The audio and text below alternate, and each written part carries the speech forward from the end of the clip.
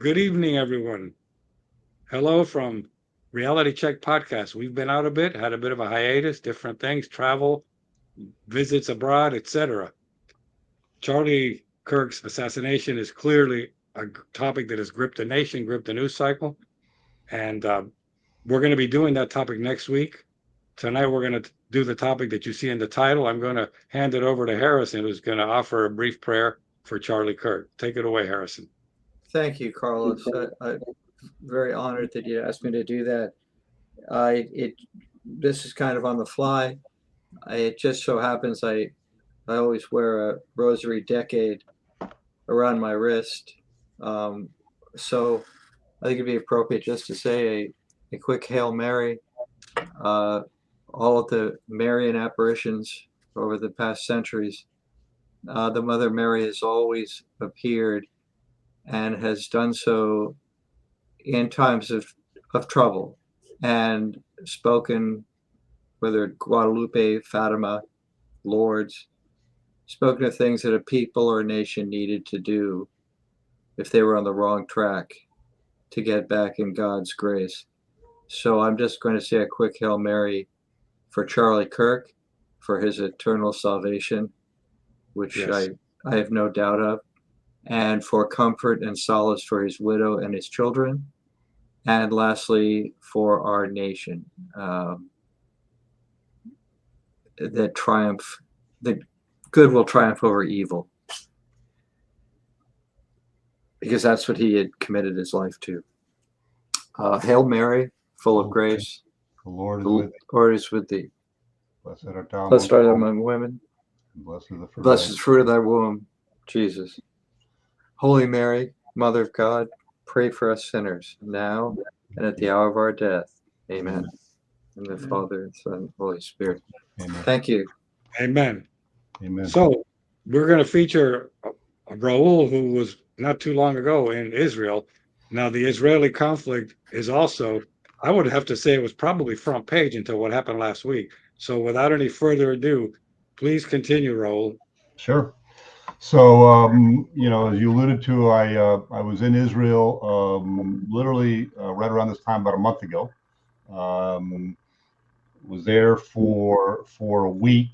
Was originally scheduled to go at the beginning of July, but as you know, there was a bit of a shooting back and forth of missiles going on at the time, so that trip was unfortunately kind of like canceled at the last minute. But we were able to reschedule it, and so we showed up there about 30 days ago and spent roughly a week in Israel. The trip was organized by organization that I'm sure many of you are familiar with. It's called Newsmax Media. It's become a for those of you that are not familiar with it, Newsmax is basically a conservative news network.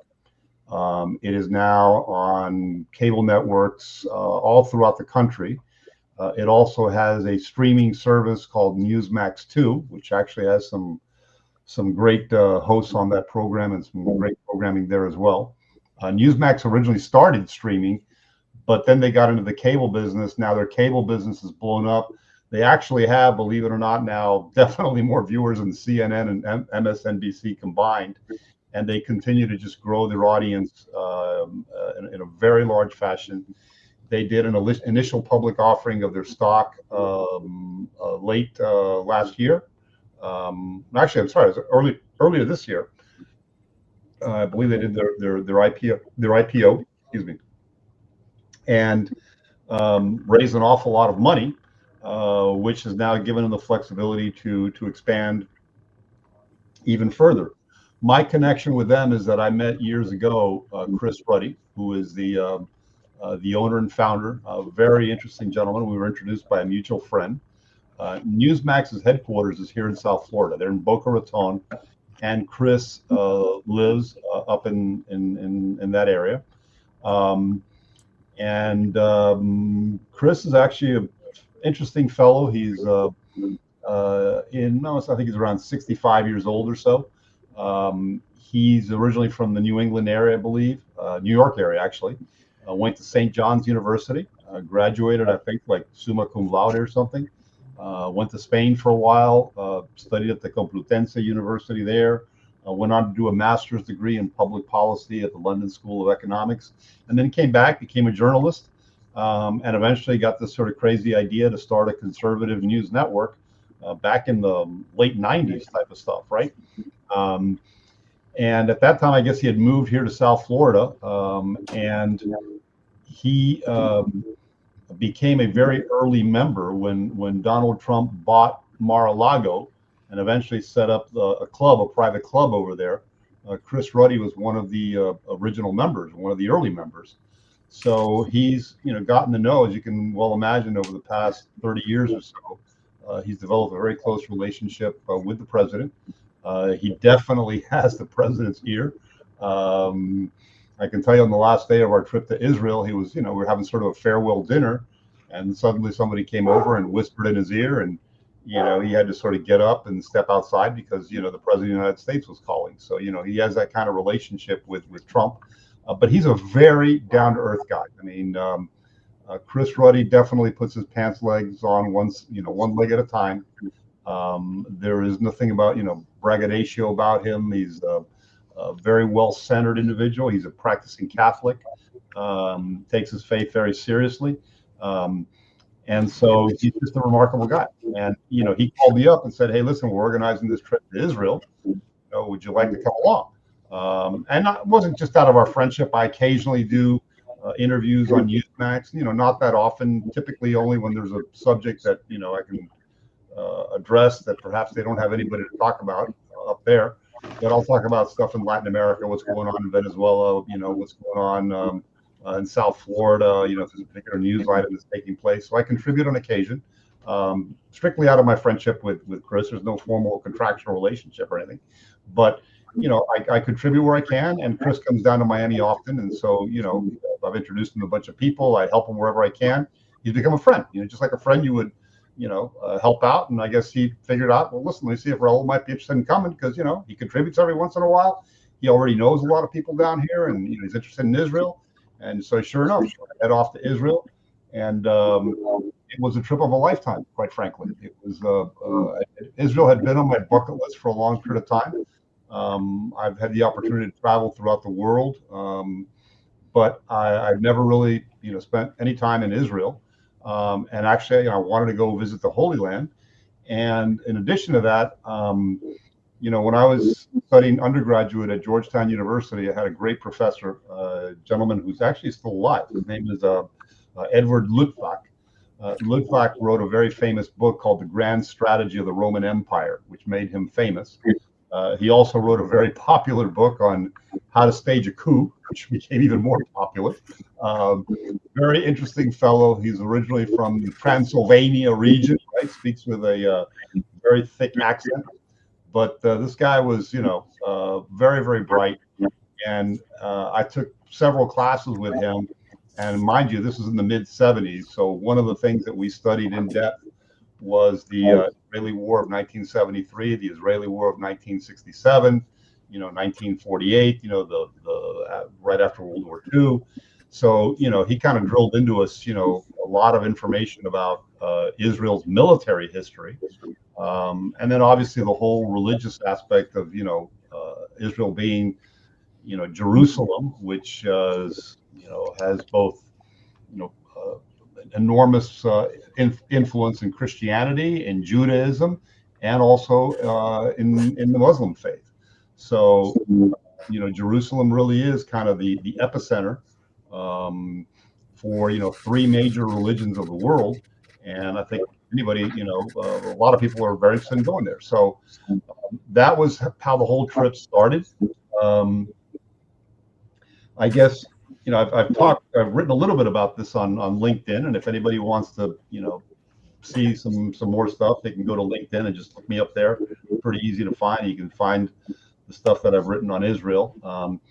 But I think, the takeaways that I had from the trip, first of all, it was a very intense trip. I mean, we got there, I left Miami on a Saturday early evening.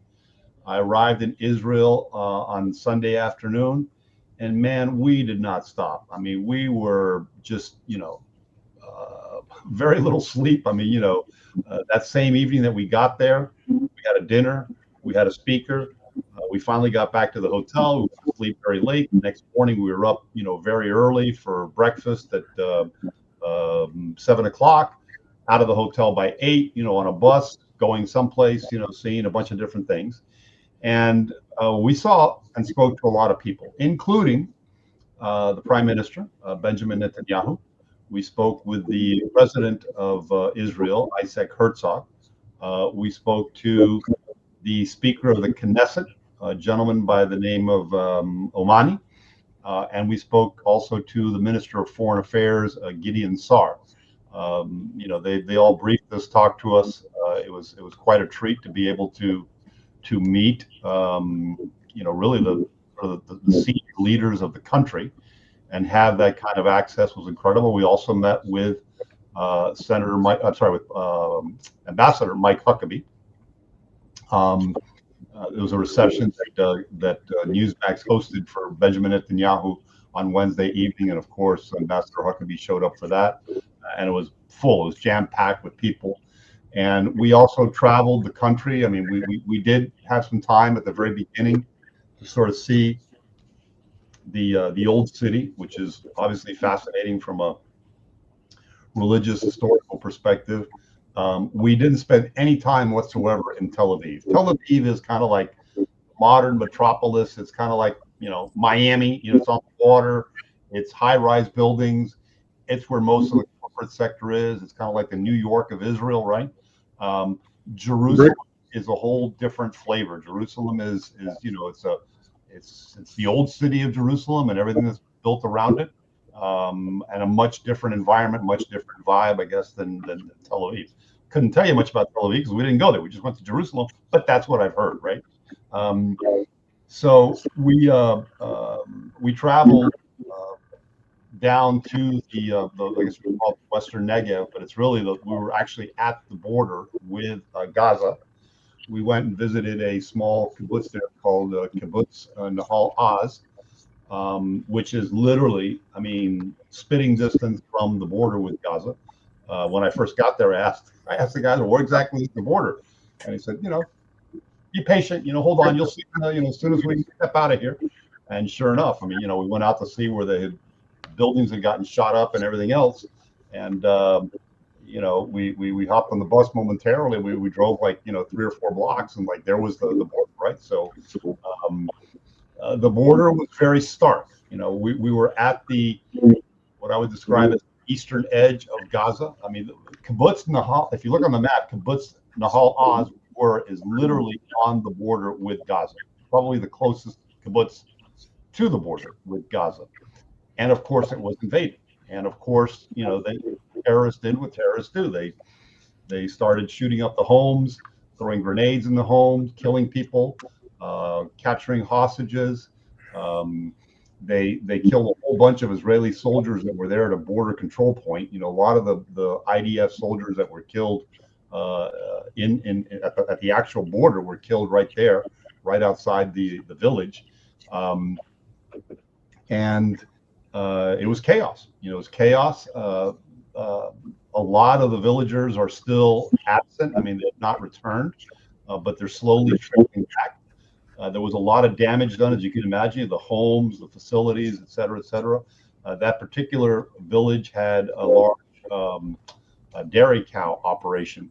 And one of the things that the farmer was explaining to us, he says, "Listen, man, the dairy cows, we had to end up killing them, slaughtering a whole bunch of them, because you don't milk the cows for more than a day or two. If you go without milking, they're in extreme agony."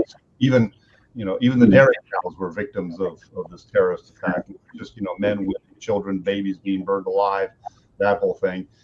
I don't think the level of the atrocities that you saw at some of the other kibbutzes occurred there at Nahal Oz, but they had their fair share, right? And one of the things that they were trying to do was to smoke people out of their safe rooms, right? Most of these houses had like their bomb bunkers were actually built into the house, and they would try and smoke them out, by setting fire to the house or trying to, throw grenades in through the windows and stuff. And in cases they were successful, in other cases they weren't. But we got to see that. We got to speak to the people there at that village, the folks that have returned, if you will, or that stayed there. And one thing that came away from that particular visit is these people are not going anywhere, and they're slowly trickling back. And they're very adamant that, and they're absolutely correct. I mean, this is Israeli territory, right? Gaza was over there, and they came and they attacked us. This is our house. This is our territory, and we're not going anywhere. Okay, so there was a real sort of spirit of resistance. As I mentioned to you, we went to the border. What you see on the other side, is the images that we could capture look like the far side of the moon. I mean, just complete sort of urban devastation. You can tell all these buildings there. I wouldn't say all of them have been leveled, but all of them have pretty much been hollowed out, and many of them just reduced to rubble. And after we finished at the village, we went over to the site of the Nova Music Festival, which is maybe about, I don't know, 20 minutes away, 30 minutes away.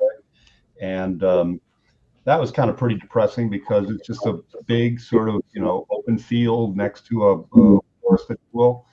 And it is just filled with posters, several hundred posters of all the people that were killed that day at the music festival, either right there or trying to escape, or that were killed later on the highways. But all of their photographs were there.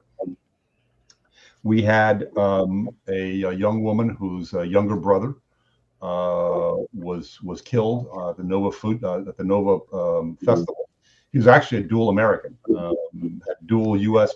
Israeli citizenship, and had actually been living, believe it or not, I think he was in Utah, and had just come back to Israel for a short holiday or something. And his childhood friend invited him to go to the Nova Festival. A woman, beautiful, young lady, and their posters were sort of side by side, right? And she didn't give us the details during her chat with us. She was obviously still very shaken up that she had lost her younger brother. You could tell, I mean, just a real, hurt in her voice as she described all the events. And I went back later and I looked up, the names of her younger brother and this young woman that was his childhood friend. They weren't romantically involved. They were literally just friends. They had known each other since they were, 4 or 5 years old. And, he went to the music festival with her. And apparently what happened is they escaped the music festival. They actually headed over towards the kibbutz, the kibbutz Berry, which was one of the ones that was very savagely attacked. And they were hiding in a bunker, and they were shot dead, and they were both found kind of clinging to each other when they were killed. Sure, go ahead, Carlos. Quick question. You were talking about the successful, unsuccessful, as far as getting people out of the bunkers, finishing them off. Do you have any idea? I mean, maybe a percentage, no, but were there a lot of people who successfully stayed in the bunker and were able to last? Yeah, there were a few. In fact, the guy who was giving us the tour was one of them, right? And he was saying, listen, I just, I saw what was going on. I got my whole family. I put them in the bunker. We just stayed very, very quiet. We heard shooting outside. We didn't say a thing. We just literally like played dead, right? I mean, to avoid being actually dead. And that's what they did. And they got away with it, right? So, the guy who was giving us the tour was exactly, one of the survivors. And so I can't tell you exactly how many people were killed. It was in the dozens of people that were killed at the actual kibbutz, dozens and dozens of people. And then there were a whole bunch of people, about probably 50, 60 IDF troops, right outside at that border gate that were also, killed. But one of the things that we learned at the Nova Music Festival site is there was I think the number was around 20 or so Israeli police officers that do what police officers do whenever there's a big festival. They're called in to sort of keep the peace, make sure nobody goes crazy. probably a cushy assignment on most days, right? And Mhm. they were there. They had a little command center set up. I think they had a couple of paramedics there as well in case anybody, fainted or overdosed or whatever. And it's kind of your typical sort of weekend assignment for a cop to just kind of, hey, I'm gonna babysit these young partiers, and lo and behold, all of a sudden they got terrorists coming through the front gate with AK-47s and stuff, and these guys are just armed with 9mm pistols, and I think practically all of them were killed. Um, Most of them just they were killed after they ran out of ammunition. I mean, you got a 9mm pistol, you have maybe one or two magazines, and that's it, right? I mean, you're not expecting these guys were not expecting terrorists on AK-47s. So we laid a wreath there for them, for those policemen that were killed. People don't talk about that, but that was another group of people that were killed that day. The cops that were there to protect them, and the rescuers. Um, so for me, that was the Nova Festival. I was already familiar with because it was a traveling exhibit that came over here to the U.S. talking about what happened at the Nova Music Festival. And one of the stops that they made was here in Miami, so I actually had seen a lot of the imagery, and they brought here to Miami the portable toilets that were all shot up, with machine gun rounds and stuff. And so I had a sense that this was really pretty heavy stuff, right? But it's one thing to kind of see it in an indoor setting, as an exhibit, and to actually go there and see the space and see literally hundreds of poster-sized photographs of everybody that was killed there that day. So definitely impactful. That was pretty interesting experience.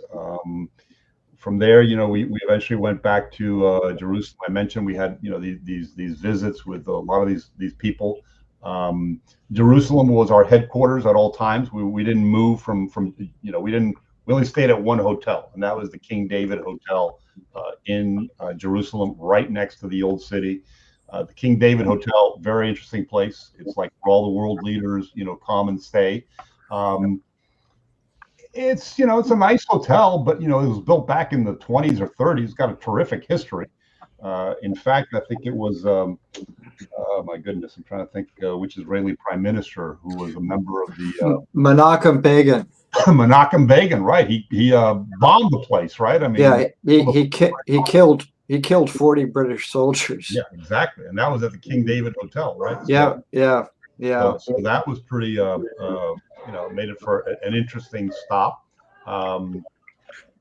It just adds to the complexity. This is why one of the reasons I was so eager to talk to you is because I'm very pro-Israeli, very philo-Semitic, but it's a tangled history when you try to read through. It is. And figure out what's what. Yeah. And that, go on. The other thing that was interesting. We went, of course, to Yad Vashem. Yad Vashem is the name that they have given to their Holocaust Museum. It's a biblical reference to sort of a great tragedy or whatever. I don't have the exact quote in the Bible, but that's where the name comes from. Yad Vashem, in the Old Testament, obviously. But that was just an amazing experience. And it sort of sits on a hilltop overlooking a beautiful sort of forested area where you come out at the very end of the tour, right? So as you're going through the tour, you go like from room to room, and it really tells you the story of the Holocaust and how Hitler began with the breaking of the windows, Kristallnacht, and how the little by little they started rounding up Jews and sending them to death camps and whatnot. And for me, I mean, obviously I knew a lot of the history, so I didn't really learn that much. I was, I was blessed in college. One of my professors was a gentleman named John Karski. John Karski is not his real name. I think his real name is John Kozlowski or something. John Karski is known to guerre. He was a diplomat and eventually became a courier for the Polish underground. And he finagled his way into a transit station of Jews being sent off to the Baltic death camp, I believe. He also was smuggled into the Polish ghetto, and he came back he went to London, they snuck him out to London and to Washington, D.C. to tell Churchill and to tell Roosevelt the Jews are being slaughtered. Quite frankly, it fell on deaf ears. Jan Karski went back to Poland. He was captured by the Gestapo at one point, and was just brutally interrogated and tortured and scarred for life in a way that, pretty memorable. But he was my professor at Georgetown. So, for me, the Holocaust, I heard it firsthand from him. And the interesting thing about John Karski is that few people knew who he was. I mean, we knew it because we went to school with the guy. And by the way, he was also an honorary member of our fraternity. And the guy liked to drink. So, he'd come sometimes on a Friday afternoon and we'd hang out with him and, have some beers, and he'd tell us war stories. And, we really had a very strong bond with him. And the guy was really cool, man. I mean, John Karski was like the epitome of cool. I mean, he was James Bond and the most interesting man in the world, all wrapped into one. He smoked the cigarettes the way the Europeans do, the way they kind of like hold it in their fingertips, very sophisticated, double-breasted suit, always dressed with nines, very clean cut, always polished, shoes polished, the whole whole 9 yards. I mean, very much looking like a formal diplomat. That's who Jan Karski was, right? But very few people knew about his wartime exploits, even though he had written a couple of books. They weren't particularly bestsellers. But towards the end of his life, or I think shortly after his death, is when people started to really understand, what he tried to do. And he did, in fact, save many lives just by heightening the awareness of what was going on. And he, of course, is mentioned along with a lot of other people at Yad Vashem, because that is where they do the ceremonies for individuals that they declare righteous amongst the nations, people that helped or tried to stop the Holocaust. And Jan Karski was, in fact, shortly before his death, he was brought to Israel. And they named him, righteous amongst the nation. They had a big ceremony. They planted a tree in his name. I think he passed away shortly after that, but he finally got the recognition that he deserved. And it was pretty cool to be in a museum and knowing that that's where, Jan Karski went at the end of his life, a great professor, someone I deeply admired. He came there at the end of his life and was honored as being, righteous amongst the nations. And so, just going from room to room and hearing the whole history was incredible. But I got to tell you, the tour guide that we had was what made it very, very special. She was a rather short woman. She's from New York, definitely had a New York accent to her, from Brooklyn, I think she was. I'm pretty sure she was from Brooklyn. And she reminded me of, you remember that Dr. Ruth? Remember Dr. Ruth that would come out and talk about, sex and all this stuff? I mean, very much reminded me of her, right? It's kind of like same look, kind of the same, talk, Yiddish, whatever. And so she was our tour guide. Go ahead, Harrison. I'm sorry, you have something to say? No, I was just going to mention, you probably know this, but Dr. Ruth in her youth had been an Israeli sniper. Well, listen. So listen to this woman's story, right? So she's telling us the tour, and as she's taking us from room to room, she says, "Look, in order to tell you the story of the Holocaust, But in order to tell you, to make it more personal, so that you understand, as I tell you the story of the Holocaust, I'm also going to tell you the story of a young Israeli woman who, lived who lived all these different chapters that we're going to see, of the Holocaust. Okay, but who managed to survive, right? And so as we start, the tour, with Crystal Knox, she starts telling us the story of this woman who was, in her teens, engaged to get married. And sure enough, the Nazis come, they're in Poland. Her and her fiance get separated. Her and her family get put on a rail car to one of the death camps. He gets put on a separate rail car to another death camp. And this woman, in the rail car, leaves her family, crawls out a window at the top of the rail car when they made a brief stop, jumps out, escapes, okay, and makes her way back to her village, where then she is kind of hidden for a couple of years, going from one house to another. A family kind of adopts her as their daughter, and changes her name. And she's like, working for this family in the village that she came from. Meantime, her fiance has also escaped, the death camp, and he goes someplace else, and wandering all during the war in different directions. And then towards the end of the war, the Allies have won World War II. They're dealing with all these displaced persons. And she meets a rabbi that was there as part of the U.S. Army, a chaplain, was a rabbi. And she explains to the rabbi who she is, that she's not actually Catholic, she's actually Jewish. She gives the rabbi her name and says, can you help me find my family, my fiance, whatever. And the rabbi, tried to help her, but sure enough, her entire family had been wiped out. There was no trace of the fiance. This woman is devastated. She doesn't know, she's been devastated for several years now, trying to avoid getting recaptured. And so she on this woman's giving us the tour this whole time, right? She's taking us from room to room, and she's explaining anything. And so we end up in this sort of the final chamber before going to the room where they actually have all the images in this enormous library of the 4.8 of the 6 million people that were slaughtered. They have the records there.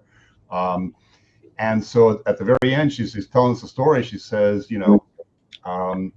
and this same rabbi a few weeks later ends up at another displaced persons camp, and she meets this young man, or he meets this young man, and the young man tells him his story and says, yeah, I lost my whole family. I haven't been able to find them. The rabbi, couldn't help him.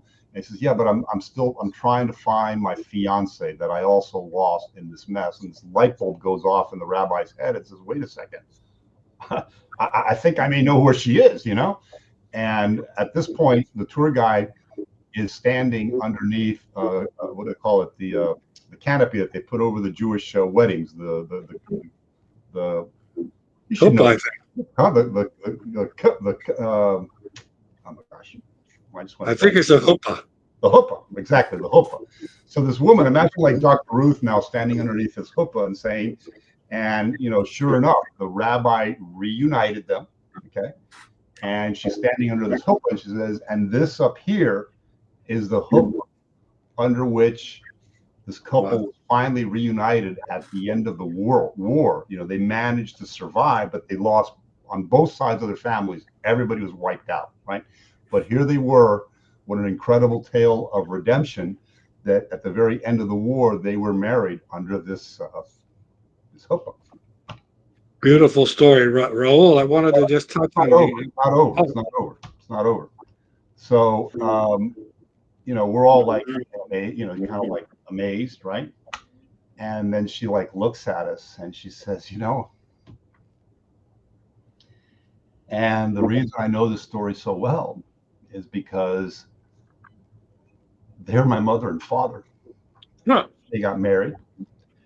and they came to New York, and they had me and my two siblings, and this is their story, which I just told you, right? And I mean, I still get freaking goosebumps, man. I mean, I heard this. I mean, there wasn't a dry eye there, man. I mean, this woman's telling you the story of how her parents' families on both sides were completely wiped out, and yet through, a miracle, if you will, they were reunited after the war, came to the United States, had a wonderful life, had children, and here she is now at the end of her life, because she's probably, she's at least in her 70s, if not her 80s, right? And she's giving tours at, Yad Vashem, and she's telling the story of, her mom and dad. I mean, that was just, for me, that was probably one of the most impactful moments of the entire trip, right? So, I'm sorry, Carl, I didn't mean it. I didn't want to finish. I want the story wasn't over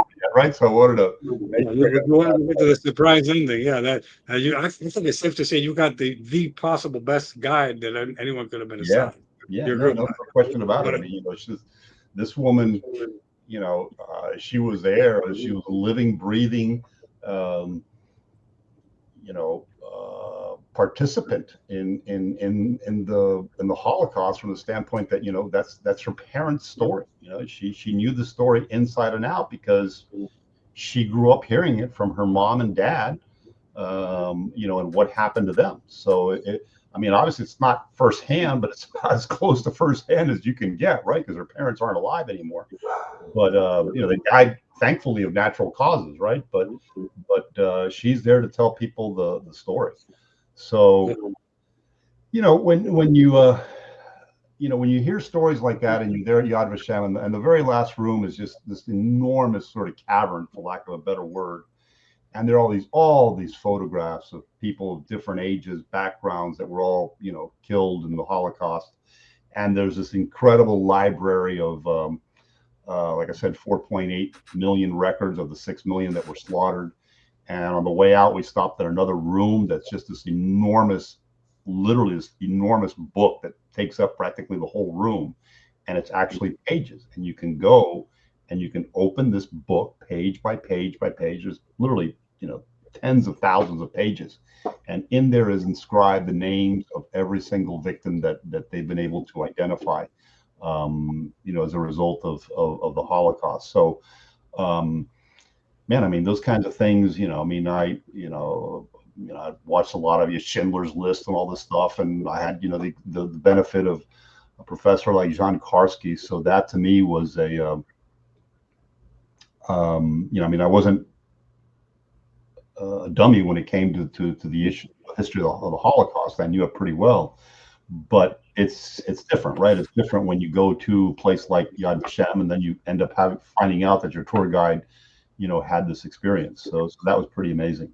What else can I tell you? We also went up to the Golan Heights. We were there literally looking into the border with Syria, looking into Lebanon.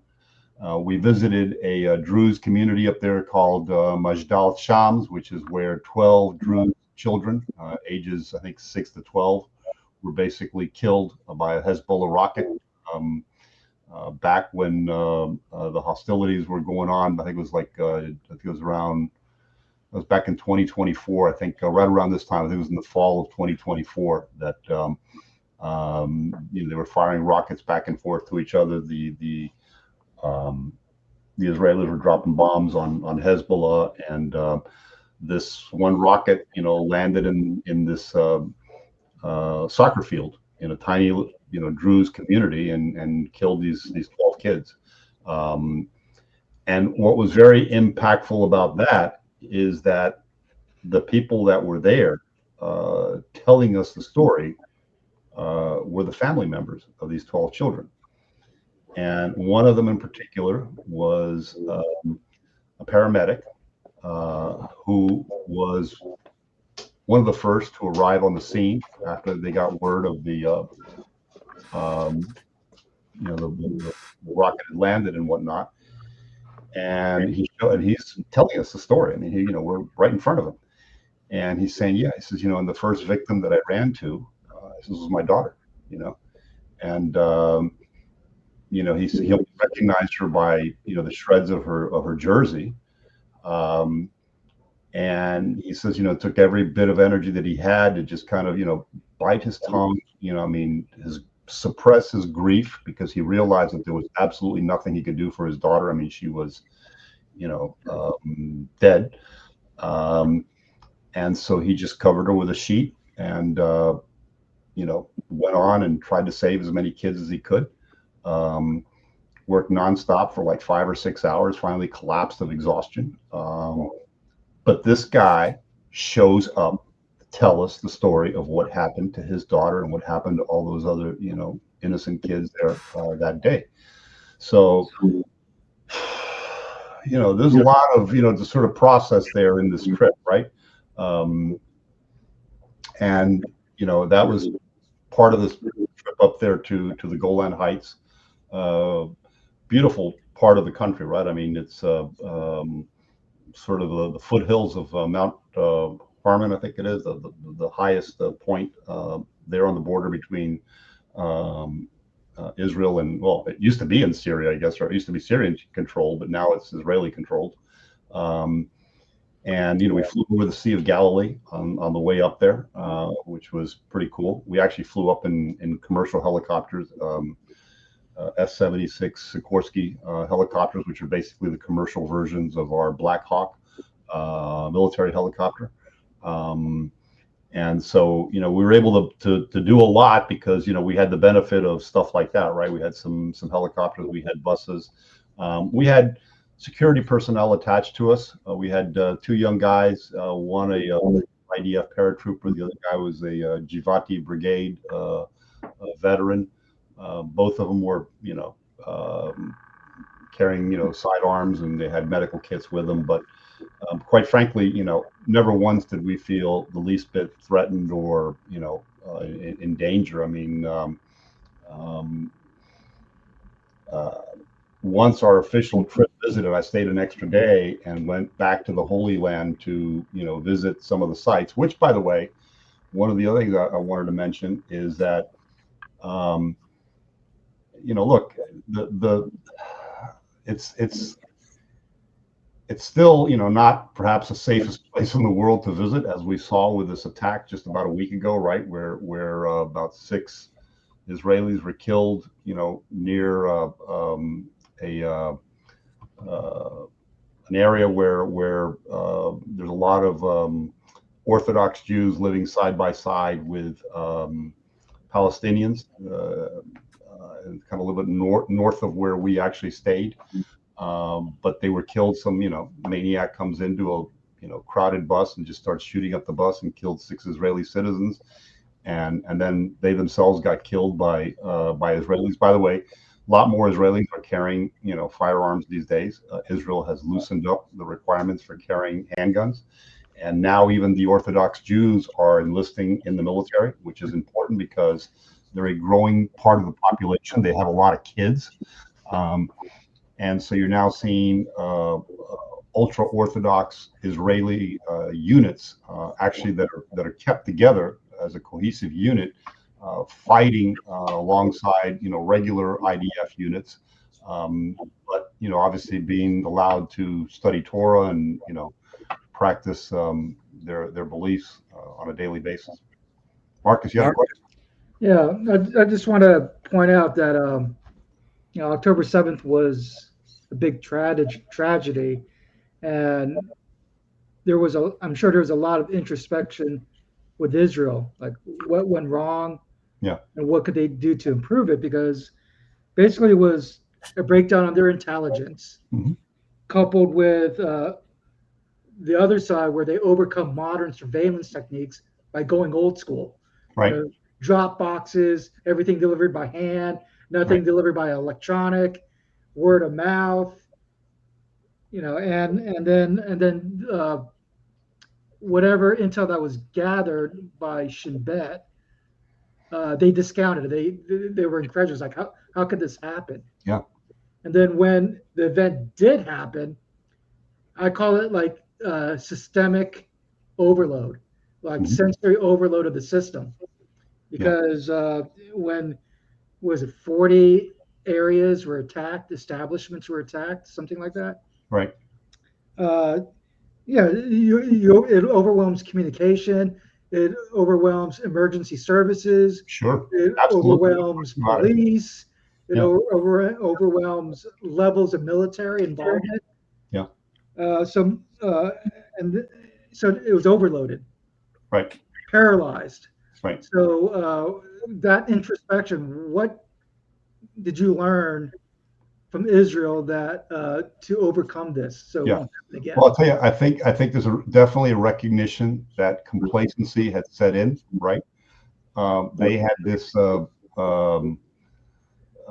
phrase that they would use, for years and years called mowing the lawn, right? That every couple of years they would have to go into Gaza and literally just mow the lawn, kill a bunch of terrorists, to sort of, keep them from shooting rockets at us.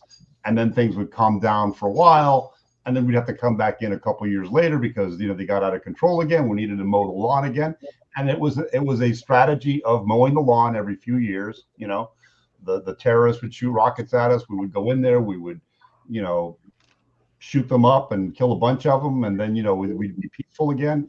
And then we repeat the whole cycle again. They got into that being kind of the routine. What they didn't realize was that, Iran had basically, given the green light and had been funding and providing the weapons and the know-how for this attack of October 7th. And they were working very diligently at that. And because of what you mentioned, they were not using traditional methods of communications. It was old-fashioned, drop boxes. It was just, one-on-one communications with each other. The Israelis have a incredible surveillance system. They have, access to practically all the communications, within the country. They've got incredible, they're very advanced in AI and whatnot, and they're sifting through enormous amounts of data to find terrorist communications and try and stop terrorist attacks. But these guys, like you say, they went old school, right? Now, one of the things that we saw when we went up to the Golan Heights is, yes, learning has occurred. Okay, I don't think there's been a full accountability yet. There have been some people that have been let go and some people that have resigned or retired or whatever, but there hasn't really been a full-fledged investigation of what went wrong and who's really to blame. Netanyahu, all the senior leaders have admitted their own sort of, culpability in the sense of, we should have paid more attention. But, right now we have to fight a war and we can figure this out afterwards, right? So, I think Netanyahu and all the senior members of the leadership are cognizant of the fact that they dropped the ball. But what they got to do right now is get rid of Hamas. One of the things that I did find interesting when we went up to the Golan Heights, and this had kind of been kept, I don't want to say it was kept under wraps, but we really weren't told about it until right before the trip began. They took us to a kibbutz up near the border with Syria, and they introduced us to a new IDF unit that is really kind of interesting, because what they've done is they've taken a bunch of reservists that are living at this kibbutz. Most of them had already served in premier commando units, the paratroopers, or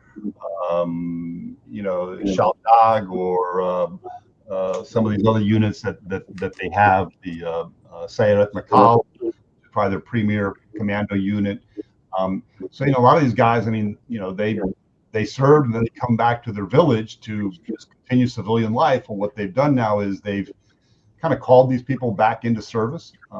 It's led by a lieutenant colonel that we met. And the idea is the IDF is giving them top-notch weapons, night vision, thermals, the whole 9 yards. They're giving them a lot of freedom, if you will, to just protect their own specific village. And it reminded me very much of, these are modern day Minutemen, is what Israel is doing, right? They're just like you had in New England, right? You had guys that had lots of arms and weaponry and ammunition and gunpowder at home, and they were on call. And in a minute's notice, they could be ready. Well, these are now Israel's Minutemen, and they're going to be deployed. We saw them up in the Golan Heights, but the strategy is being rolled out in just about every border area that Israel has.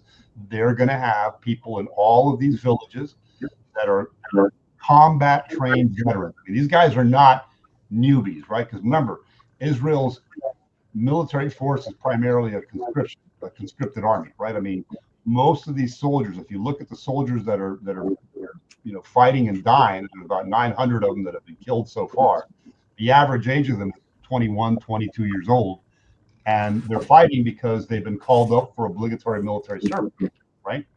So speaking of that, that's one reason why Israelis, if there is one thing I also noticed is, man, they might, criticize Netanyahu and how he's been managing the whole thing. A lot of these people are criticizing Netanyahu because he hasn't been tough enough. Okay. They feel what's going on because it's their sons and daughters that are now on the front lines, right? And most everybody in Israel knows somebody that was killed on October 7th. So the whole country is suffering from kind of like, traumatic shock, if you will, still from October 7th. Plus, their sons and daughters are now out fighting, and they're seeing them come home, missing limbs and whatnot, the ones that come back wounded. So they are anxious to get the war over, okay? But they are set on two things. Number one, all the hostages need to be released, and number two, Hamas has to be eliminated. I'd say that's probably a universal feeling. Sure, go ahead, Carlos. Yeah, that's a topic that you guys know I've touched on many times before. Hamas just recently said that the 20 that are left, which I'm assuming a lot of them are almost in cadaveric condition, skeletal condition, Holocaust conditions. They said without hesitation that they will put them up as human shields. Yeah. How realistic is it that Israel has to wipe out Hamas? I believe they have to wipe them out. Every goddamn I think they don't want to say that. I don't think they don't want to say that. But I think, if I will tell you, I do believe that they are adamant that they want to kill, they want to wipe out Hamas completely. They realize they cannot coexist with people next door that want to just wipe them out, right? The point is that they can't do both things. They can't get the hostages. They would like, yeah, but look at when we went to visit the President Herzog, we went to they have a big area which is kind of I guess their equivalent of our Capitol Hill, right? But there they actually have, they have the presidential palace, they have the Supreme Court, and they have the Knesset. It's all there in one big compound in Jerusalem, and there's a bunch of people, in a tent city right outside that are there protesting, the hostage situation day in and day out. They want the hostages released. I mean, they want to make sure that Israel doesn't forget and tries to still save as many lives as they can. But it's a situation right now where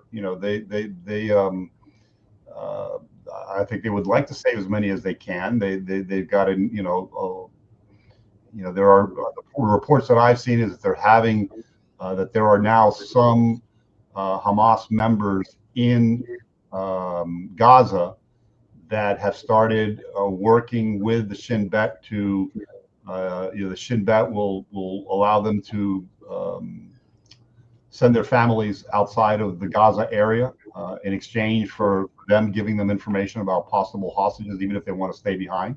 And some of them actually are cooperating even more fully, and they're allowed to leave as well. So, yes, Marcus. Yeah, how difficult is it to go through this underground complex that Hamas has built, and and what do they learn about that type of fighting and try to do hostage rescue? Yeah. So one thing that we learned, and I don't think they don't really, I think, want to sort of acknowledge it, but they did acknowledge it, is that they think they probably only destroyed about 20, maybe 30% of the tunnels in Gaza. And you think about it, it's been a year and a half now that they've been fighting. I was kind of under the impression that they had destroyed more than that, but they admitted to us that, I mean, initially the thought was to try and bypass the tunnels, but they realized that that was going to be impossible because that was, in fact, where the hostages were being kept. That was, in fact, an integral part of Hamas's strategy to defend um, Gaza, and that they've had to learn all sorts of, techniques to fight in tunnels, right? And so they have drones now, fiber optic drones that they deploy inside the tunnels. But Hamas also has cameras and motion sensors and all sorts of things in the tunnels that give them a heads up if somebody's coming, down the tube or something, right? So it's been awful. Okay. That probably is the thing that has frustrated the military leaders the most, is the fact that um, they were unprepared and still have not been successful at completely eliminating the threats that are underground. It's literally a parallel city that exists underneath the city that's above ground, right? I mean, that's what they're finding, and I think that has just kind of like, surprised all of them. I mean, they knew there were tunnels. They didn't realize there were that many, that extensive, and it has not gone smoothly, and it has taken a hell of a lot longer, and it has protracted this war as much as it has, precisely because of that. I mean, I think they have a pretty good handle on the rest of the stuff. I mentioned to you these border units. These guys, like I said, they're now locked and loaded. I mean, they all have M4 carbines or barreled carbines. They have the latest laser designators. They have either holographic or red dot sights. They've got, plate carriers. They have night vision. They have, everything that they need. I mean, you go to the guy, show me the trunk of his car. I mean, the guy's got, a ton of stuff in there, communications equipment, all that type of stuff. And by the way, since these people actually live in the kibbutz and they grew up there, most of them, they know the lay of the land. They know the terrain, right? They know each other. They've known each other for years. So there's incredible cohesion. They're literally, and they will tell you this, and listen, we're here, we're defending our farms, our families, my wife, my kids, okay? If these guys try and come here again, okay, they're, all hell's going to break loose, and they're going to find themselves in deep shit, because we're going to kill them all, no mercy. I mean, we're here to protect our families, and they were pretty damn serious about that. I just think that Hamas knows that those 20 hostages, that's their only card they got left. I don't believe they're going to give them up. And I look at it like having a family member that is dying of cancer, and you don't want to tell them you're dying of cancer, but they're dying of cancer. Israel has to make the determination that those people are martyrs and go in there and mop up everything, because until they do, they're going to be held hostage by the hostages. Just, it's a horrible thing. And it's easy to say when it's not one of your uncles or your brother or your dad. But that's what it's going to come to. You're talking about a culture that worships death, right, taking advantage of one that worships life, and it's deplorable. Yeah, and I think what makes it worse is what I alluded to, right? I mean, if you think about our country here in the US of A, right, we have a professional army. It's an all-volunteer army. People go into the army of their own volition. They make a career out of being an Army soldier or a Navy sailor or whatever. They're in there for 5 years, but a lot of people end up spending 20, 25 years, 30 years making a career out of it. But in Israel, it's different. In Israel, the bulk of their fighting force comes from the obligatory military service. I mean, you do your military service, I think it's for about 3 or 4 years, if I'm not mistaken. And then you have a reserve obligation for about 10 years after that, right? So you have their main fighting force is that young generation, which are usually brought in around age 19. And then they're active duty till they're, 22 years old or so, or 23 or whatever. And then they have the reserve component that they can activate, that are guys that have been out. They served for 2 or 3 years, but now they're committed for another 10 years, and they can be called back on fairly short order, which is in fact what they're using. The troops that they're using right now to go into Gaza City, they've called up like 60,000 reservists to supplement the active duty soldiers that they have. And a lot of these reservists have been spending literally, sometimes up to a year that they've actually been fighting, if not in Gaza. The guys that were part of our security detail, they had been up in Lebanon with 100-pound rucksacks, and they felt, listen, man, we had it easy, right? I mean, our big thing is we got to carry 100-pound rucksacks. We don't have, quick reaction force to come help us, but we're out here, fighting in the open, in villages and in mountainous terrain. These guys are in urban terrain with underground tunnels, all sorts of, chaos going on. They felt fortunate that they were.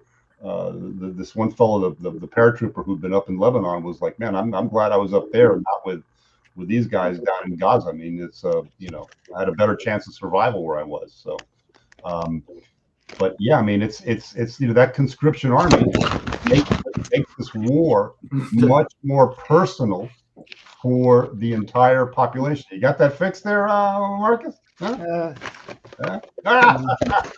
It was bowled over by the excitement of the story. Yeah, exactly.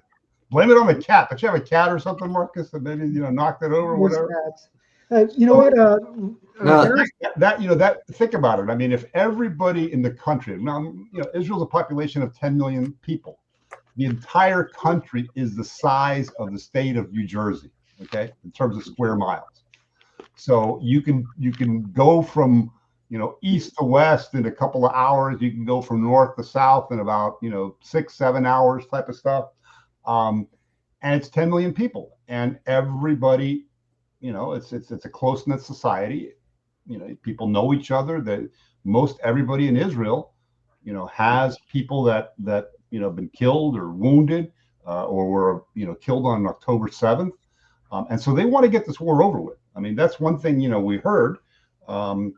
And I think most people will tell you they want to get the war over with now because next year they have elections, and Netanyahu wants to, make sure the Likud party remains in power. And if they're still fighting next year, his party's going to be in trouble. So, Harrison. Yes, sir. I've got kind of a two-part question.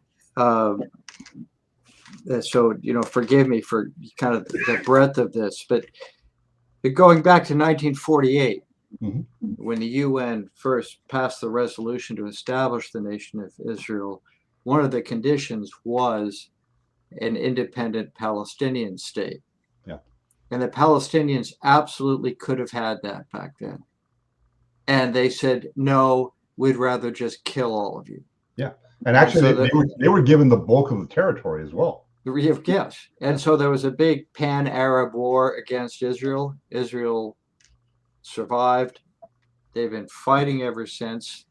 They won the 67 war. They won the 73 war. There was the second Intifada. And this is not a partisan issue, both Democratic and Republican presidents, and it's just stopped making sense to me decades ago. Have we finally, with this hideous massacre, driven a stake through the heart of the two-state solution proposition? I don't think there's ever going to be a two-state solution. No. I don't think there should be. I don't think the Palestinians deserve one. Yeah. Why? They don't. And I can tell you that I think from the Israeli standpoint, that's that's dead. I mean, that's not even good. That's good. Not. They're simply not going to accept that. Okay. Yeah. In fact, if anything, they're talking now about taking over Judea, Samaria. They're talking about taking over some of the West Bank. I'm all for it. That's the mentality, and I think they're poo-pawing any suggestion, and they're saying, listen, forget that shit. It's not even you don't even bother bringing it to the table because it's not going to happen. It's not going to happen in our lifetime. It's not going to happen in our children's lifetime. So that two-state solution is off the table for the foreseeable future. I mean, they forcibly removed some of their own people, the residents of Gaza who didn't want to leave back in 2005. They did it. Listen, they cleared out completely. They picked up their graves. They took their dead bodies when they left Gaza. When the Israelis left Gaza, They took their bodies, they took their everything in the synagogues that wasn't, nailed down. They took with them, right? Yeah. So they Yeah. left behind the greenhouses that were, these great agricultural farms. And they Guys destroyed came them. in and basically just destroyed them, Destroyed and them. Exactly. stole all the food and ripped them all Good. apart. They had an international airport. Okay, the Israelis eventually had to bomb that because they were using it, to bring in arms and stuff. But the two-state solution is a non-starter for at least Good. the Israelis going forward. Good. I'm glad. And the other thing is, just in reading about the history of all this, there has been a 17-fold increase in non-Jewish population of Israel since 1948. Mm-hmm. There is Muslim representation in the Knesset. There is an Arab Muslim member of the Israeli Supreme Court. Yes. They have voting rights. Yes. They have health care. They have upward mobility. They are doctors. They are lawyers. So could you, and this is a hard ask because I couldn't do it, but could you create a steel man argument for what is the Palestinian grievance? Why do we have, what is the argument for their being oppressed? They're certainly not the victims of genocide, which is the word du jour among the anti-Western protesters. If their population has increased 17-fold in the last 80 years. Yeah. So first of all, look, I think one big thing is that there really isn't such a thing as Palestine. Never has been. Right. The Palestinians is just kind of a made-up name. Okay. Even when you look on the maps and you see the maps that describe the area of the Philistines. Okay. Right. The Philistines were not Arabs. They were actually from the Aegean Sea. They were from some people think they were from Cyprus or from some other Greek isles or whatever. Well, Yasser Arafat was Egyptian. Also, Yasser Arafat was Egyptian, right? I mean, there were Arabs living in that area, right? But after 1948, I think what happened was, I think they made this erroneous assumption that this sort of band of settlers that had come from Europe and had started this new Israel country and this small military force, the Palmach and the I forget the name of the other initial force that they had, but that that they were going to be able to control the territory. And here there were these powerful Arab armies, right? Jordan and Syria and Egypt, and that they were going to kick their ass and we would take the whole territory, right? We push these people to the sea. Well, guess what? It didn't work out for them, right? I mean, they got their asses kicked, right? In 1948, and Israel established itself. Okay, what happens then in 1967? The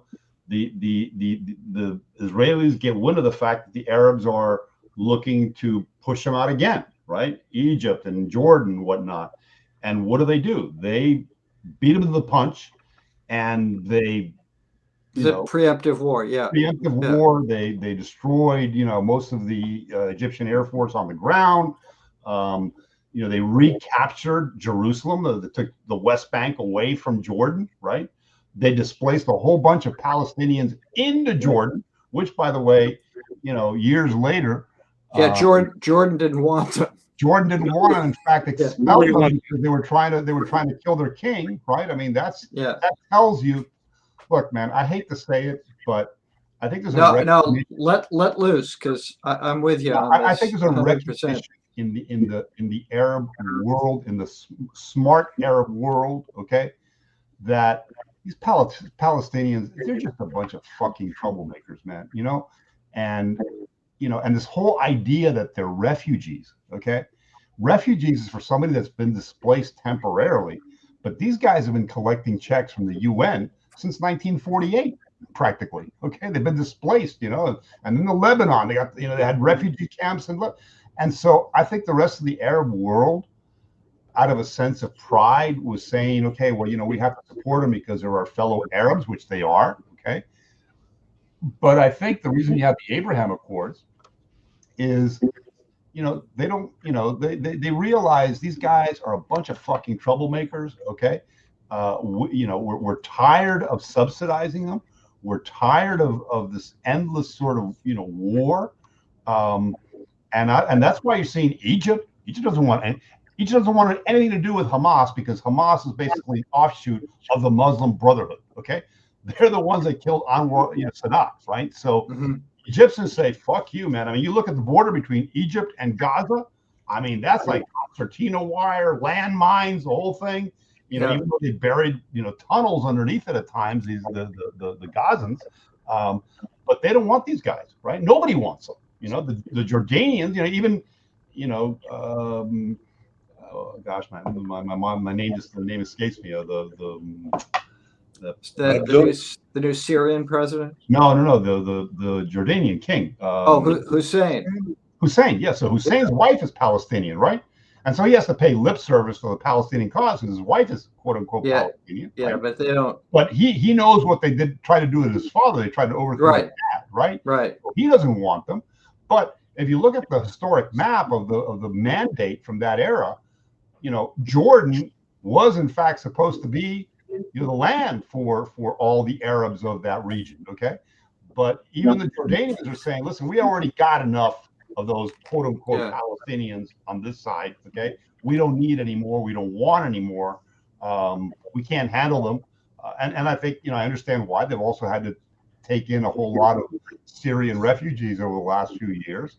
So it's a problem, right? And I think there's a recognition now. And by the way, the other thing that strikes me is, and I wrote about this the other day, the Qataris are screaming bloody murder over the fact that the Israelis struck at, these Hamas, the Hamas senior leadership that, was living in the lap of luxury in Qatar, right? So they're complaining about it. And my question is, where the fuck have you guys been for the last 30 or 40 years? Because Golda Meir, all right, after the Israelis were killed in Munich, every single one of those people that were involved in killing those Israeli athletes, little by little, it took a long time, they killed every single one of those motherfuckers. Okay, they're all fucking dead. Okay, and Golda Meir made it very clear back then that there is no safe haven for terrorists anywhere in the world. Your borders don't matter. We're going to come for you. And you've seen it over and over and over again. So I don't know what the Qataris were thinking, okay, that they were going to get a free pass because we have a big U.S. military base there, because they've been trying to be the negotiators. Big mistake on their part. And you know what? The way the Israelis did it, absolutely brilliant. They sent F-15s out over the Red Sea, okay? And then they basically launched ballistic missiles that flew up into space, went over Saudi Arabia, and came down, like right smack dab into Qatar with practically no warning time whatsoever, right? In fact, I think when the president finally got the word, "Hey, Qatar, you guys are going to be, attacked," it was 10 minutes afterwards. It already happened. I mean, there was no ability for that to, even at our own base, right? I mean, that's pretty Marcus. I mean, the Israelis are just like, they're one step ahead of everybody in terms of deception, in terms of innovation, in terms of technology. I mean, that is why the entire world goes to Israel to figure out the latest fighting techniques. Well, some of them now go to Ukraine as well to learn about drone warfare. Well, yeah. And I also think, as a very pro-Israeli American myself, I think the U.S. often gets short shrift by the Israelis, at least publicly. I mean, the 73 war is a good example. I mean, without Nixon, they would have lost that one. And we've been there by their side all along. We helped create the Iron Dome. We certainly handled the tough sledding in Iran. Yeah. So that's not a criticism, but I've always, as an American, the 73 war is something that they keenly remember. Yeah. They came within a hair's breadth of losing. All right. Yeah. But what saved their ass, quite frankly, was just incredible, incredible bravery on the part of the troops fighting in the Golan Heights. Sharon's, brilliant sort of blitzkrieg attack, across the Suez Canal and, deep behind, deep into Egyptian lines and stuff. But, there's some stuff that's come out in recent years that, they thought for a while there. There's Moshe Dayan, apparently was called into a meeting with Golda Meir, and one of the things that was, the order that was given was that the third temple was in risk of falling, right? The third temple being the modern Jewish state. And as a result of that, Moshe Dayan actually wanted to set off a nuclear weapon in the Negev desert to get the Egyptians to back off. Okay.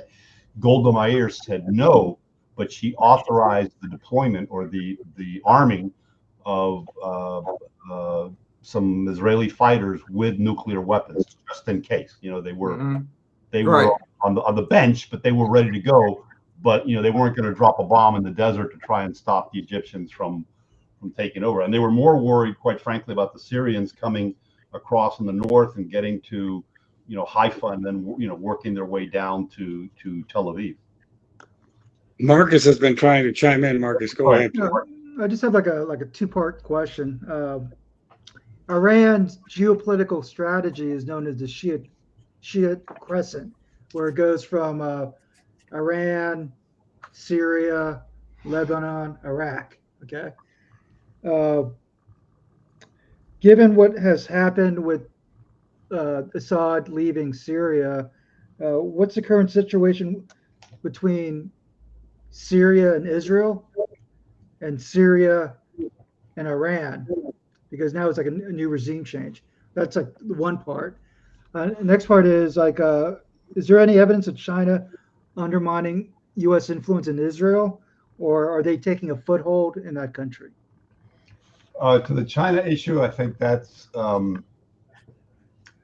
don't think so. I didn't get any indication. I didn't hear that as a concern from anybody. I think the influence of China is more on Europe, who, because the Europeans do want to maintain a relationship with China for trade and commerce and also to sort of offset the influence of the U.S.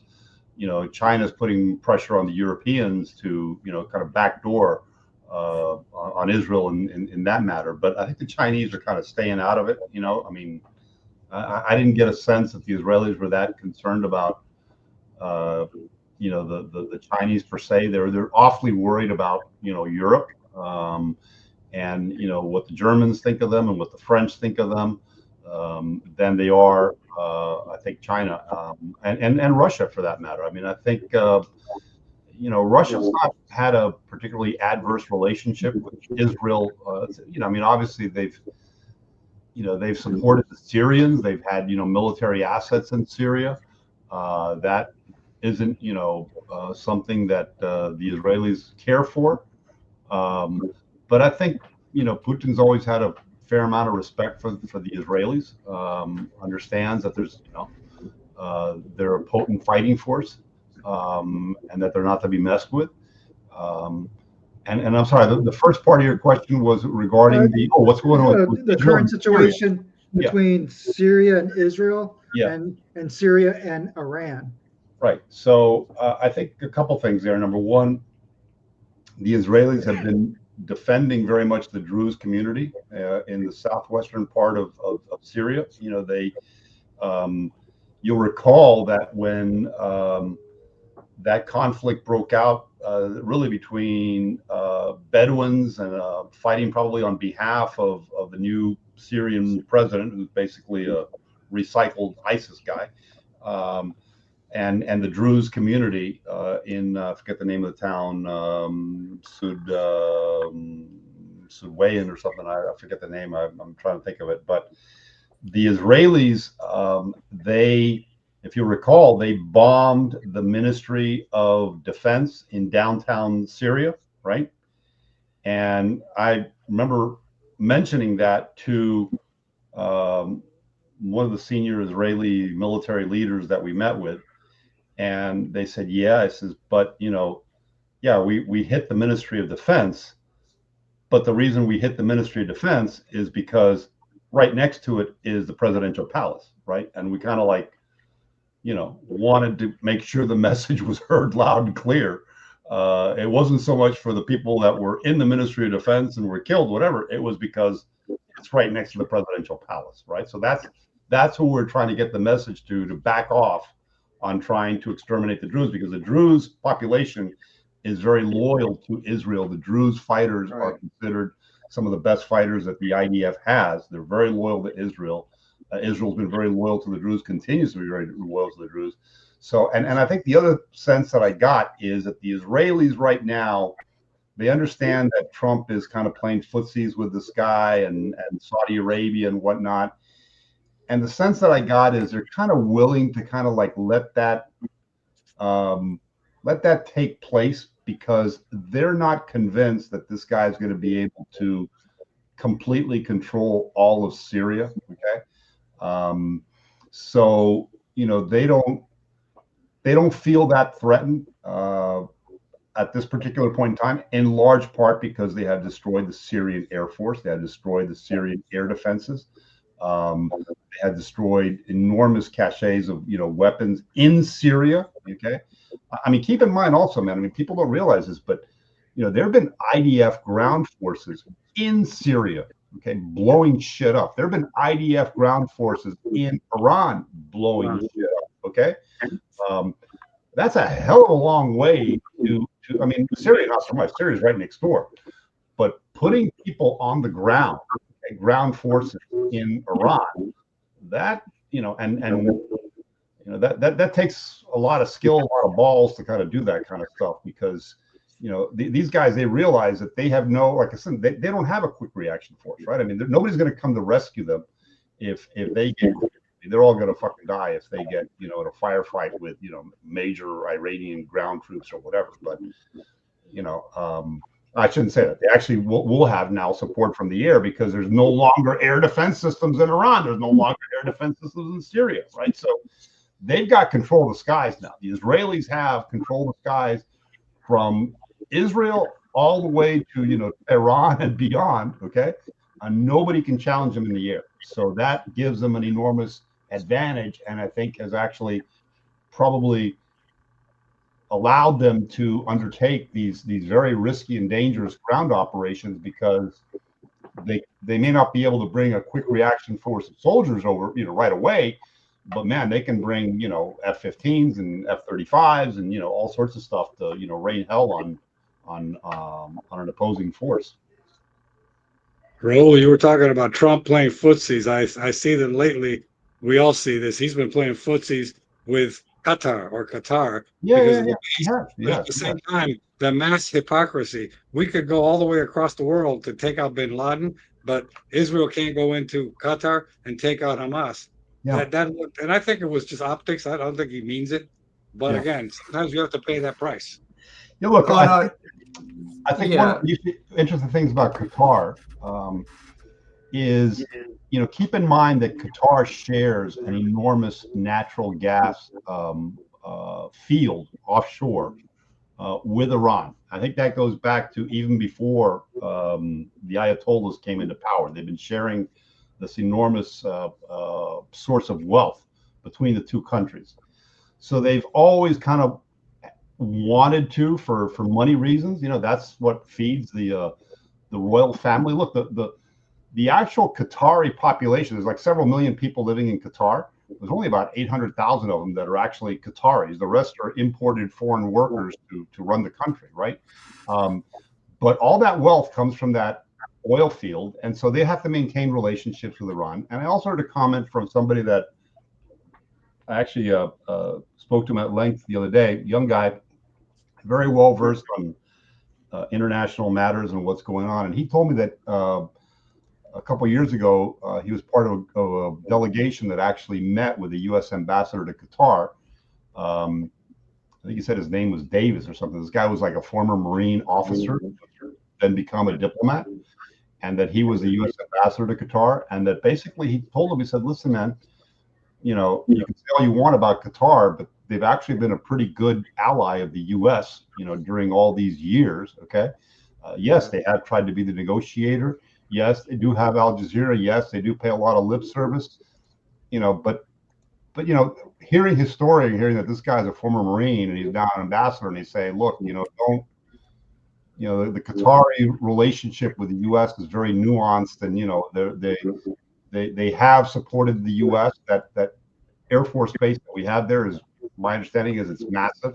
We've launched attacks from there during the Afghan war. It's been a major part of our military strategy in that part of the world. And I think the Qataris are sort of thinking, okay, well, you know, we have to sort of deal with the Iranians because, you know, we're sharing this oil wealth with them. So we kind of have to have a working relationship with them. But we also realize that, you know, they're a threat to, you know, they're pissed off at the Saudis, and you know, they're Sunnis and we're Shia, and I'm sorry, they're Shia and we're Sunnis, and they want to sort of play, you know, both sides against the middle. The U.S. base there, Iran right across the Persian Gulf, and then having to, you know, keep the Saudis happy. Yeah, and that's also just the way diplomacy works. I mean, I have to believe the Israelis know very well that Trump has their back. Yeah, I mean, one good example I remember, you know, when the Israelis took out the Osirak nuclear reactor, Mhm. we actually formally condemned the action, but back channeling behind the scenes, we were like, "Yep, well done." That's just the way it goes. Yeah. So especially after the Abraham Accords, you know, what Trump's doing, I think, has been really quite extraordinary. Yeah. And I'd like your confirmation on this, Raul, but I don't think, especially after what they had to endure with Obama and the JCPOA and all that bullshit. Oh, man, they're thrilled with Trump. They're thrilled. Yeah, they must love him. Israel, So, they love Trump. They love Huckabee. I mean, Huckabee is like, you know, this guy's like, I think, more Israeli than the Israelis themselves, right? I mean, this guy's like super pro-Israel, right? Yeah. They love Mike Huckabee. They love Trump. No question about it. I mean, they're like, you know, they're, thank God, you know, that Trump came into power, because now we can actually take care of our problems without having to deal with, you know, Sleepy Joe. And they're thrilled. I mean, they're up in the Golan Heights, and you know, they have the village named after Trump. Yes, Trump or something, right? No, so, that's music to my ears. I love to hear Mark, that. You asked about the relationship between Syria and Iran. I really can't, you know, I don't know. I mean, this guy, the Jalawi, I think his name is, the new Syrian president. He's former ISIS. I don't think, you know, ISIS and the Iranians have had a good relationship over the years. But I think the important thing about that is, you know, again, you know, getting back to, there are no more Syrian air defense capabilities. There are no more Iranian air defense capabilities. The Israelis have carte blanche to do whatever the hell they want, right? And, you know, the Arab world had better think long and hard about, you know, how they want to, quote unquote, retaliate for Qatar, because, as I mentioned, I mean, the Israelis have made it very well known for a long period of time. You know, we will go anywhere and kill anybody. You know, forget about the borders if you continue to hurt us. They are an extremely potent, capable, innovative, you know, disruptive, technologically advanced. The stuff that they're doing in cyber is unbelievable. The trickery, the deception, all that stuff is just, you know, unbelievable. And so, you know, if you're gonna, you know, try that strategy again, oh, we're all gonna, you know, Arab states are gonna gang up on Israel, that's not gonna happen, man. You know, that era has passed. I don't see, you know, a new Syrian president, you know, rebuilding conventional forces that can threaten Israel. The Iranians, you know, their nukes are gone. I believe their nukes are gone, or they've been set back for, you know, decades. They're gone. And look, you know, in Lebanon, supposedly the Lebanese government is going to disarm Hezbollah. I don't think that's going to happen. Okay, I don't think those guys are going to give up their arms. But I mean, that's kind of where we are, right? Yeah. I mean, look, they did the pagers. They bombed the hell out of them. I mean, these guys, they're, better think long and hard about, whether you really want to sort of mix it up with the Israelis right now. Yeah. They're pretty pissed, right? So, and Yeah. they want their hostages back, dead or alive, and they don't want any more terrorism on their borders, and they won't put up with it, and they're going to kill anybody that comes in their direction. I think the Arab nations, for the most part, I think the Abraham Accords will hold. I think so too. I think that's what benefits that entire part of the world, and I think the wiser leaders know that. Yeah. Well, thank you so much. You had a question? So wonderful. I just want to make a comment. I believe that we still have a missed opportunity, whether it's in the interest of Israel or the U.S. or the West, or even including the Arab nations, is to deal with the Kurds. With the downfall of the Assad regime, there's again another opportunity for the Kurds to reclaim a country. Yeah. The Druze could declare a little mini state in northern Syria. When Israel took down parts of Iran, destabilized, there were Kurdish uprisings in the West in Iran. Yeah. And it's one of those, Yeah. another opportunity to have a stabilized chess piece in the area. And adding to that, one thing that I will mention, right, when people talk about, the genocide, right, this sort of fake genocide. I mean, if the Palestinian state's a genocide, I don't know how they got from, 500,000 Palestinians to 1.8 million or whatever the number is now in Gaza. They've been multiplying like rabbits, and that's certainly not a genocide when you've had this incredible growth in the population in Gaza over the last several decades. But people forget that you talk about Palestinian displacement. There have been Jews all over the Middle East. There was a huge Jewish population in Syria. There was a large Jewish population in Persia, in Iran, right? And in Morocco and other countries. And guess what? All of those countries practically have no Jewish populations today. Where they've all migrated to? They've migrated to Israel, right? Because they can no longer live in Iran. They can no longer live in Syria. They can no longer live in Iraq, right? So they've all come to, they can no longer live in Morocco. They can no longer live in Libya. They've all come to Israel. So what does that do for Israel? Well, gee, do you think that, a first, second, or third generation Jew whose parents were exiled from Iran would be willing to be a Mossad agent and re-infiltrate into Iran, okay? Because, he grew up there as a small child and, knows the country and knows the language and knows the customs. So, all those people that were displaced from all these Arab countries that are now living in the U.S. in Israel, and they get recruited by the Mossad to, run these operations. Why do you think that they were able to get, the information on where these nuclear scientists were? I'll bet you that woman that, penetrated the senior structure in Iran and found out where this nuclear scientist was probably, maybe, I'm just speculating here. I know, nobody knows who she really is, right? But she could very well be, one of those, or the descendant of one of those Persian Jews that was displaced. And there's a lot of displaced Syrian Jews and Moroccan Jews, and the languages are different, right? I mean, obviously the Persians speak Persian; they don't speak, Arabic, right?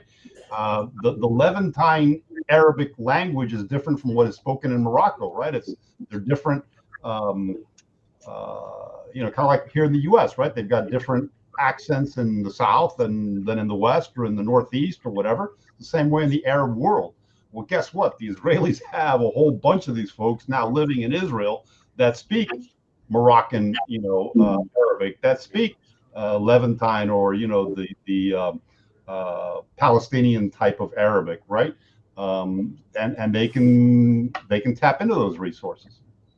That's one of the reasons they have such good HUMINT and SIGINT. Is because of all of those people. And I can give you exact numbers on that, Raul. In 1948, there were 156,000. That was the non-Jewish population of Israel. Yeah. In 2024, that number is 2.6 million. Yeah. So if Israel is perpetrating genocide, they're doing an awful job of Yeah, they really are, aren't they? it. Yeah, they really suck at that whole Yeah, genocide. they're just not doing. I know, notwithstanding the opinions of the children at Columbia and Harvard. Yeah. Yeah. Well, we have millions of idiots that'll believe anything. And next week we're going to touch on Charlie Kirk, which has Well, made guys, this. you gave me the microphone and I ran with it here for about how long have we been at this now? For almost an hour and a half or so, or longer? No, I've been looking forward to this session for weeks. Really, I mean, it's a fascinating subject, and to hear all this from someone who's on the ground, who is a friend of Netanyahu's, for God's sake, and who Yeah. can By give the way, us a talking about a first-hand friend, account. I'm not a friendly with Netanyahu, but I Oh, think wait, he signed his book twice for you, right? Well, Yeah. yeah. So this is a book that back in 1986, Benjamin Netanyahu was the Israeli ambassador to the United Nations. And I was a young trainee at Goldman Sachs, fresh out of Harvard Business School. And we were invited to hear him talk, myself and a few of my colleagues. And I had a whole bunch of questions for him. And, I knew this whole history. Benjamin Netanyahu's older brother, Jonathan, was the leader of the Entebbe raid. And he was the only one in the Entebbe raid that was actually killed. Yanni was his right. Yanni. Everybody called him Yanni, right? But Jonathan's his name, right? But and all three brothers, Yanni, the oldest, Benjamin Netanyahu, and their younger brother, Ido, I think his name is. All three of them have served in the Sayeret Nakal, which is kind of their, Delta force, if you will, right? And Netanyahu came, and I knew all this stuff. I knew his whole history, and I guess I must have asked a lot of smart questions because, about a month or so later, I get in the mail, this book that was actually edited by him. It's a whole bunch of essays from, people back in the 1980s that were dealing with the subject of terrorism. You would recognize a whole bunch of the names in here. William Webster, I'm just pulling one up here, right? The FBI director. Who else is in here? I mean, just, people that all very, Daniel Shore, all these people, that wrote essays about terrorism, actually at a conference named after Jonathan Netanyahu. And he signed it for me, and he sent me this book, right? He signed it up here. He said, to Raul Mas, warmly, Benjamin Netanyahu, right? And so after he addressed our group on Wednesday evening when we were there, after he gave the speech, everybody was just like all over this guy, trying to take selfies with him and stuff. I'm like, man, I had the book with me, and I'm like, gosh, I wonder how the heck I'm going to get to this guy. And all I did is I kind of, he was kind of walking in my direction with all the bodyguards and stuff around him. By the way, he's got some really, really mean-looking bodyguards, right? I mean, and there was literally in the lobby of the hotel an incredible, probably a platoon-sized quick reaction force, fully armed, in uniform in the lobby. But anyway, so he's coming in my direction, and all I did was I just held the book up.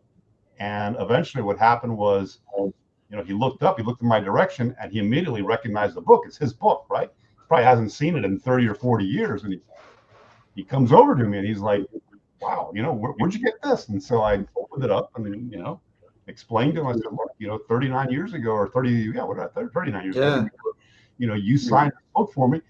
Would you mind signing it again? So he wrote underneath here, and again, with best wishes, Benjamin Netanyahu, at the very bottom. So now I got the book signed by him 39 years ago, signed by him a month ago. And I got to figure out how much it's worth on eBay, right? So Don't you dare.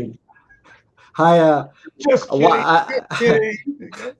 One of the things that I'm sure endeared you to him back in '86, if you were just at HBS, as I remember, it's been so long, but Yanni actually was a Harvard scholar.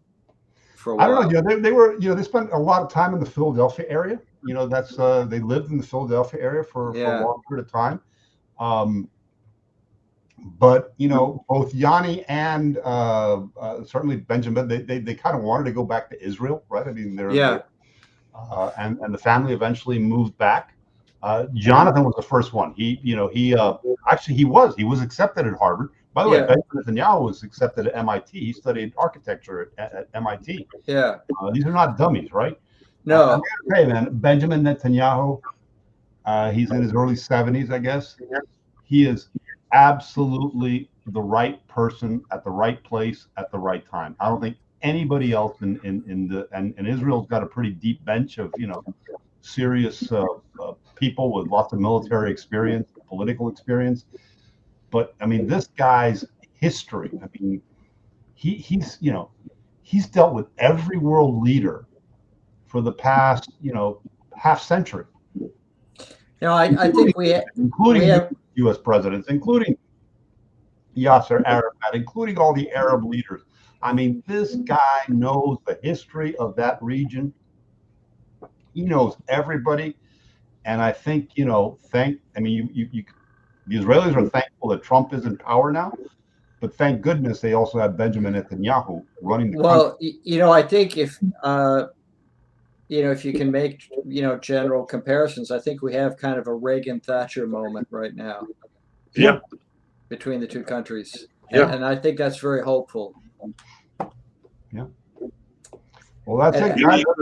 This is what happens when you hand me the microphone, man. I talk for an hour and a half. No, it's been great. Yeah, this was an ordinary podcast. I want to thank you, Raul, for the gripping, scintillating, and fascinating. Scintillating. Wow, I didn't know where that word come from. Absolutely. The other guys want to add something else before we wrap up for the evening. Also, you say he's got a good bodyguard contingent, but if there's any gaps to be filled, I know Marcus is. Don't be fooled by the casual presentation.